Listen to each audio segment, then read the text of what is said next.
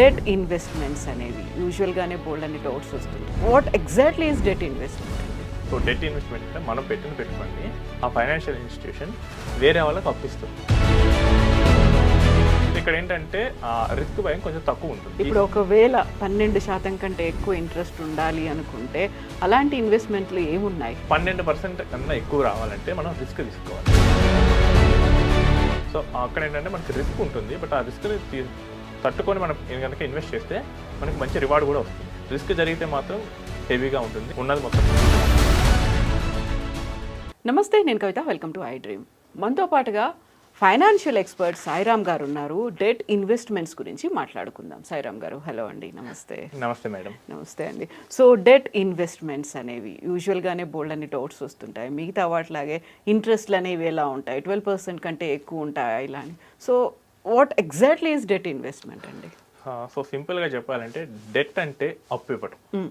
So det investment అంటే మనం పెట్టిన పెట్టుబడిని ఆ ఫైనాన్షియల్ ఇన్స్టిట్యూషన్ వేరే వాళ్ళకి అప్పిస్తుంది. ఆ వచ్చిన ఇంట్రెస్ట్ని మనకు పాస్ చేస్తుంది. సింపుల్గా మనం బ్యాంకులో ఎఫ్డి పెట్టాం, ఇది ఒక డెట్ ఇన్వెస్ట్మెంట్.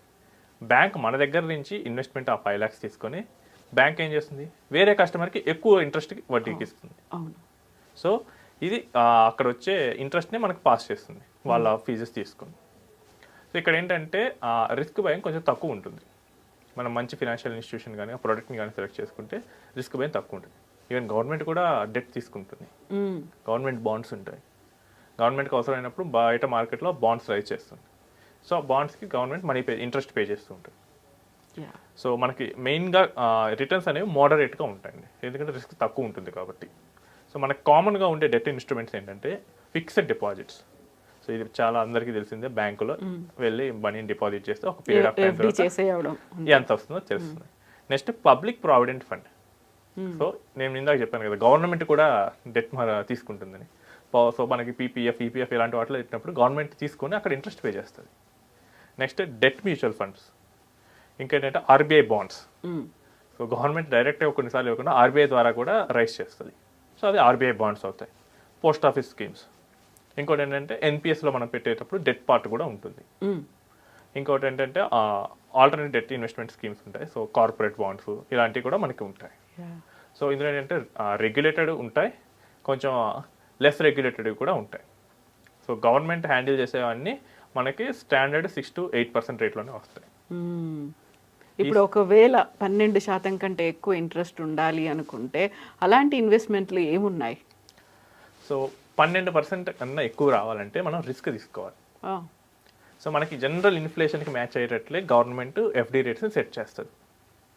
సో 12% అంటే కొంచెం ఎక్స్ట్రా రిస్క్ తీసుకొని మనం వెళ్ళాలి. ఒకటి ఏంటంటే peer to peer loans. So మనకి కొన్ని పియర్ టు పియర్ ప్లాట్ఫామ్స్ ఉన్నాయి లోన్ ఇచ్చేవి. సో సింపుల్గా ఏంటంటే మనం క్రెడిట్ యాప్ వాడుతున్నాం. క్రెడిట్ కార్డ్ పేమెంట్స్కి ఈ మధ్య చాలా పాపులర్ అయింది. సో అందులో ఒక ఆప్షన్ ఉంటుంది. సో మీ మనీని ఇన్వెస్ట్ చేయండి, మేము వాటిని తీసుకెళ్ళి పియర్ టు పియర్ ప్లాట్ఫామ్స్ ఇస్తాం, అక్కడ వచ్చే ఇంట్రెస్ట్ మీ యాడ్ చేస్తాం. So peer to peer loans అంటే ఇక్కడ మనం ఒక ఎగ్జాంపుల్ 1,00,000 రూపాయలు ఇచ్చామనుకోండి, ఈ 1,00,000 రూపాయలు 10 మంది కస్టమర్లకి ఆ ప్లాట్ఫామ్ అప్పిస్తుంది. నెక్స్ట్ ఈ 10 మంది కస్టమర్ల దగ్గర నుంచి ఇంట్రెస్ట్ కలెక్ట్ చేసుకొని మళ్ళీ మనకి ఇస్తుంది వితిన్ 6 months or 1 year ఆ లోన్ tenure పెట్టేసి. సో ఇక్కడ ఏంటంటే బయట మార్కెట్లో కొంచెం అట్లీస్ట్ 12% పైన ఇంట్రెస్ట్ రేట్లు ఉంటాయి. సో అక్కడ మనకి కొంచెం ఎక్కువ వర్కౌట్ అవుతుంది రిటర్న్. కాకపోతే ఇక్కడ రిస్క్ ఏంటంటే అది తీసుకున్న వాళ్ళు కట్టకపోతే సో అక్కడ పోయే ఛాన్స్ ఉంది. సో ప్లాట్ఫామ్స్ అయితే చాలా వరకు రిస్క్ని రెడ్యూస్ చేయడానికి ట్రై చేస్తాయి. కానీ కోవిడ్ లాంటి సిచ్యువేషన్స్ వచ్చినప్పుడు లేదా అసలు క్రెడిట్ హిస్టరీ కంప్లీట్గా బాగాలేనప్పుడు కొన్నిసార్లు పోయే ఛాన్స్ అయితే ఉంటుంది. సో అక్కడ ఏంటంటే మనకి రిస్క్ ఉంటుంది, బట్ ఆ రిస్క్ని తట్టుకొని మనం కనుక ఇన్వెస్ట్ చేస్తే మనకి మంచి రివార్డ్ కూడా వస్తుంది. 12%, 13%, 14%, 15% కామన్గా వస్తాయండి పియర్ టు పియర్ లోన్స్లో. ఇప్పుడు మీరు చెప్పిన పియర్ టు పియర్ లోన్స్ అనేవి గవర్నమెంట్ ఆర్గనైజేషన్, గవర్నమెంట్ ఇన్స్టిట్యూషన్స్ దగ్గర లేదు కదా, ఇది ప్రైవేట్ ప్లేయర్స్. ప్రైవేట్ ప్లేయర్సే ఉంది. అసలు ఒకప్పుడు ఇది ఆర్గనైజ్డ్ కూడా కాదండి. దీనిలో ఎక్కువ మంది జనాలు ఇన్వెస్ట్ చేస్తున్నారని చెప్పేసి ఆర్బీఐ దాని మీద రెగ్యులేషన్ పట్టుకొచ్చేస్తుంది. సో మీరు ఎస్క్రూ అకౌంట్ ద్వారానే పేమెంట్స్ చేయాలి.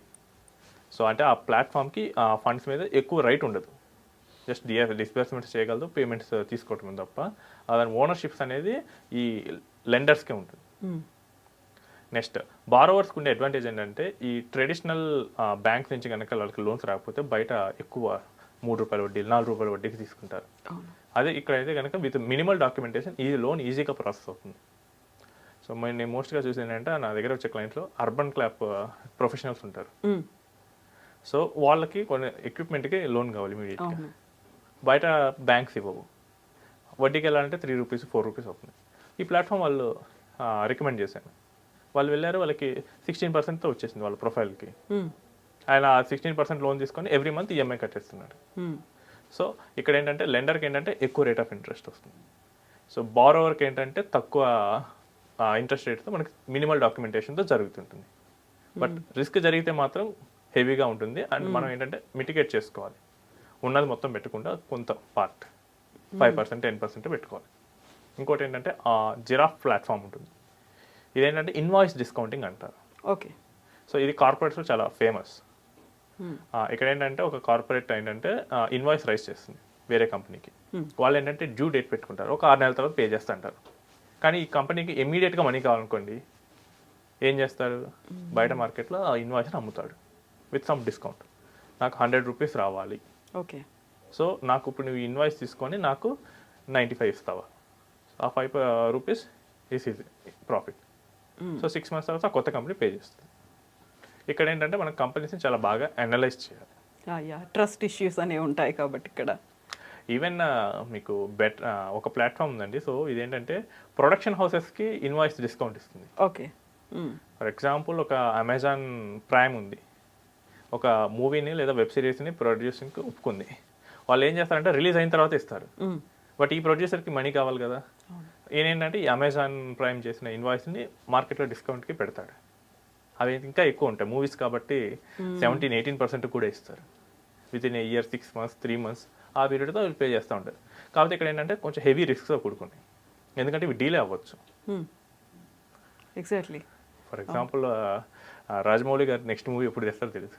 ఆ మూవీ మేకర్స్ కనుక ఇన్వాయిస్ డిస్కౌంట్కి వచ్చారనుకోండి, ఆ ఇన్వాయిస్ నేను కనుక కొనుక్కున్నాను అనుకోండి, నాకు ఓటీటీ ఎప్పుడు పే చేస్తుందో తెలియదు, బట్ అప్పుడు దాకా ఉండాల్సి వస్తుంది.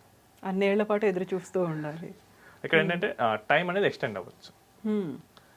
అండ్ ఇంకోటి ఏంటంటే మనం తీసుకునే ఓటీటీ ప్లాట్ఫామ్ కూడా మీద కూడా ఉంటుంది.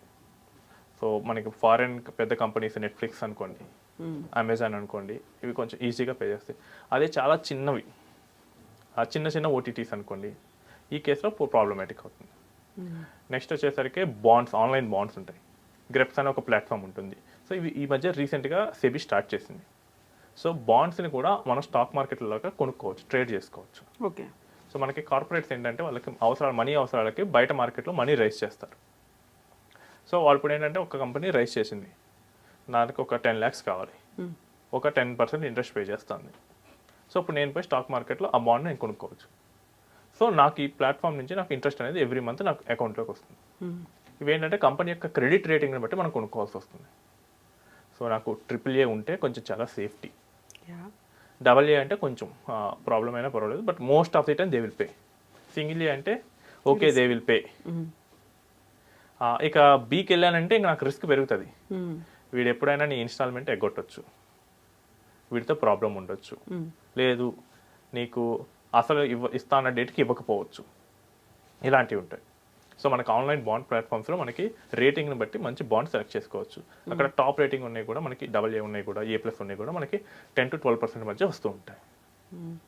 సో ఇప్పుడు నేను ఇన్వెస్ట్ చేయాలి అనుకున్నాను, అప్పుడు నేను ఇదంతా కూడా చూడాలి కదా, ఆర్బీఐ గైడ్లైన్స్లోకి వస్తుందా లేదా, రిస్క్ ఫ్యాక్టర్ ఉందా లేదా, ఒకవేళ నాకు ఇలాంటి నష్టం ఏదైనా వచ్చింది, డిలే అవుతోంది, సో నాకు అంతా రావట్లేదు అనుకున్నప్పుడు నేను ఎవరికి కంప్లైంట్ చేయాలి, ఎవరిని అప్రోచ్ అవ్వాలి, అండ్ ఇప్పుడు వచ్చే అమౌంట్ నేను 12% కంటే ఎక్కువ రావాలి అనుకుంటున్నాను, అప్పుడు ఇన్కమ్ ట్యాక్స్ అనేది కూడా ఉంటుంది కదా, ఇలాంటి అనలైజ్ ఎలా చేసుకోవాలంటారు? సో ఫస్ట్ వచ్చేసరికి బాండ్స్ మీద వచ్చే ఇంట్రెస్ట్కి అయితే ఇన్కమ్ ట్యాక్స్ ఉంటుందండి. సో ఇంకోటి ఏంటంటే లిస్టెడ్ బాండ్స్ అని ఉంటాయి. ఓకే. సో అవి ఇంకా అడ్వాంటేజ్గా ఉంటాయి. లిస్టెడ్ బాండ్స్ మనకి సెబీ ఈ మధ్య వాటిని రెగ్యులేట్ చేస్తుంది బాగా. అవైతే ఇన్కమ్ ట్యాక్స్ వైజ్గా చాలా ఎఫిషియెంట్. వాటి బాండ్ కనుక మనం సెల్ చేస్తే మార్కెట్లో ఆ బాండ్ క్యాపిటల్ గెయిన్స్ మీద మనం 12.5% కట్టాలి. ఇంట్రెస్ట్ అనేది మనకి నార్మల్ ఇన్కమ్కి యాడ్ అయిపోతూ ఉంటుంది. ఆ బాండ్స్ని ఎవరు రెగ్యులేట్ చేస్తారో చూడాలి. So if bonds are regulated by RBI, మనం ఆర్బీఐ కంప్లైంట్ ఇవ్వాల్సి వస్తుంది. ఒకవేళ బాండ్స్ని కనుక సెబీ రెగ్యులేట్ చేస్తే సెబీకి ఇవ్వాల్సి వస్తుంది. Okay. But at the end of the time interest pay చేయాల్సిన ఆబ్లిగేషన్ కంపెనీస్ది. సో కంపెనీ ఫైనాన్షియల్గా రిస్క్ వెళ్తే కనుక వీళ్ళెవరు ఏం చేయలేరు. ట్రూ. సో కస్టమర్ని కాపాడాలని మోస్ట్లీ చూస్తారు. అలా అని చెప్పేసి నువ్వు డీకి రేటింగ్ ఉన్న బాండ్లో ఇన్వెస్ట్ చేసావు అనుకోండి, ఎక్కువ ఇంట్రెస్ట్ వస్తుందండి. కంపెనీ పోతే చేసేది ఏముండదు. ఎగ్జాక్ట్లీ. మన జంక్ బాండ్స్ అంటారు ఇన్వెస్ట్మెంట్ పరిభాషలో. యా. సో మనకి ఫాస్ట్ ఫుడ్ జంక్ ఫుడ్ ఎలా అంటారో అవి కూడా అంతే. సో పోతే కనుక చాలా నష్టభయం అయితే ఉంటుంది. చాలా అట్రాక్టివ్గా ఉంటాయి, at the same time risky ఉంటుంది. ఇంట్రెస్ట్ రేట్ చాలా అట్రాక్టివ్గా ఉంటాయి జంక్ బాండ్స్కి, కానీ రిస్క్ జరిగితే మాత్రం 30% పోవచ్చు, 40% పోవచ్చు, ఎంతైనా పోవచ్చు. యా. ఈవెన్ ఒక కేసు జరిగిందండి 3 years బ్యాక్. ఫ్రాంక్లిన్ టెంపుల్టన్ ఒక మ్యూచువల్ ఫండ్, అది కూడా డిఫాల్ట్ రిస్క్ ఎదుర్కొంది. ఒక కంపెనీ నుంచి పేమెంట్స్ డిలే అయ్యింది. సో సెబీ అలా మ్యూచువల్ ఫండ్ ద్వారా బాండ్స్ ఇన్వెస్ట్ చేసినప్పుడు సెబీ ఇన్వాల్వ్ అయ్యి వెంటనే ఎస్బీఐ మ్యూచువల్ ఫండ్తో మాట్లాడి దాన్ని సెటిల్ చేయించింది. బట్ ఒక చిన్న కంపెనీ దగ్గర కనుక మీరు బాండ్ కనుక కొన్నారనుకోండి, అది కూడా రెగ్యులేషన్ లేకపోతే కనుక చాలా ప్రాబ్లం అవుతుంది. True true. సో మీరు అనలైజ్ చేసే ముందు ఒక ప్రొఫెషనల్ ఇన్ఫర్మేషన్ అడిగి తీసుకొని మొత్తం అంతా కరెక్ట్గా ఉందా, ఇది రెగ్యులేటెడా, రెగ్యులేట్ అయితే ఎవరి దగ్గర, ఒకవేళ రెగ్యులేట్ కాకపోతే దానిలో ఉన్న రిస్క్ ఏంటి, అన్నిటికీ సిద్ధపడి మీరు ఇన్వెస్ట్ చేయాలంటే ఇన్వెస్ట్ చేసుకోవచ్చు. ఇంట్రెస్ట్ గురించి కూడా అలాగే చూసుకోవాల్సిన అవసరం. 12% నాకు ఇంట్రెస్ట్ రావాలి అనుకుంటే ఇన్కమ్ ట్యాక్స్ కూడా అలాగే ఉంటుందా? ఇన్కమ్ ట్యాక్స్ మనకి ఇంట్రెస్ట్కే యాడ్ అయిపోతుందండి. సో మనకి 12% అంటే ఫర్ ఎగ్జాంపుల్ మనం 10 lakhs ఇన్వెస్ట్ చేస్తే 1.2 lakhs ఇంట్రెస్ట్ వస్తుంది. అది మనకు కంప్లీట్గా మన ఇన్కమ్కి యాడ్ అయిపోతుంది. ఓకే. సో అది మన చార్టెడ్ అకౌంటెంట్స్ దాన్ని డీల్ చేసేస్తారు. సో మనం 30% స్లాబ్లో ఉంటే 30% కట్టేస్తాం. మనకు అది అదర్ సోర్సెస్లో చూపించుకుంటాం. ఎస్ అండి. సాయిరామ్ గారు, థ్యాంక్ యూ అండి. Thank you.